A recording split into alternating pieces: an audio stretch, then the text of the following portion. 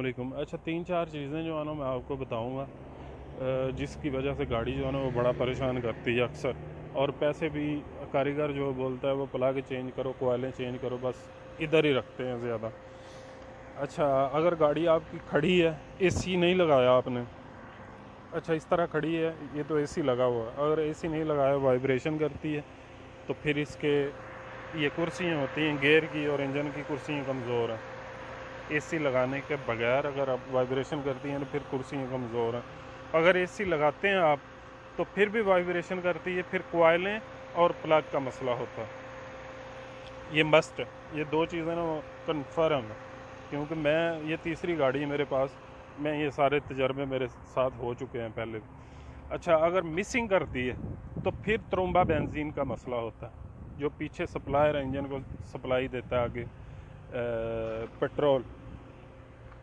پھر یہ ترومبا بینزین کا مسئلہ ہوتا ہے، جو پیچھے والی سیٹ کے نیچے ہوتا ہے، جو سپلائی کرتا ہے آگے پیٹرول۔ اچھا اگر مسنگ کرے تو، اگر مسنگ کرتی ہے تو پھر ترومبے کا مسئلہ ہے۔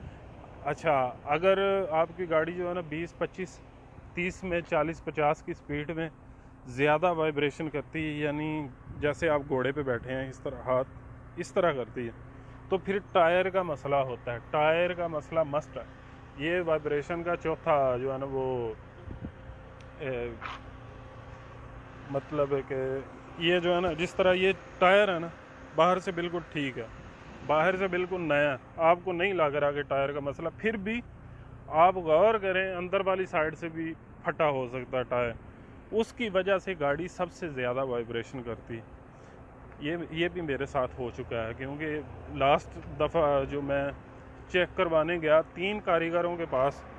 انہوں نے سب نے یہی بولا کہ اس کا ترومبے کا مسئلہ ہے، کسی نے بولا اس کے پلگ کا مسئلہ ہے، کسی نے بولا اس کی کوائلیں بھی حتیٰ کہ 2 چینج کروا دیں،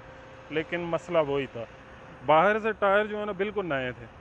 لیکن اندر سے تقریباً 1.5 فٹ جو ہے نا وہ ٹائر پھٹا ہوا تھا،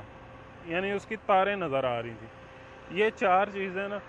گاڑی کو وائبریشن کرنے پر مجبور کرتی ہیں۔ جس طرح آپ کھڑی ہے گاڑی،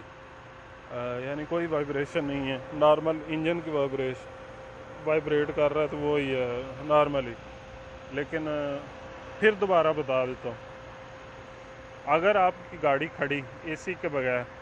کھڑی ہے وائبریشن کرتی ہے تو پھر کرسیوں کا مسئلہ ہے، اگر اے سی لگاتے ہیں پھر بھی وائبریشن کرتی ہے، پھر کوائلیں اور پلگ کا مسئلہ، اگر مسنگ کرتی ہے کھڑی چلتی پھر ترومبا بینزین کا مسئلہ ہوتا ہے، اگر